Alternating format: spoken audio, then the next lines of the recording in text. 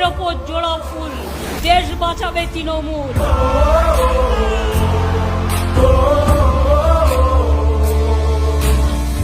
বাংলা তো আমরা সামলে নেব, আমি থাকাকালীন ওদের কোনো ক্ষমতা নেই বাংলার মানুষের গায়ে হাত দেয়া।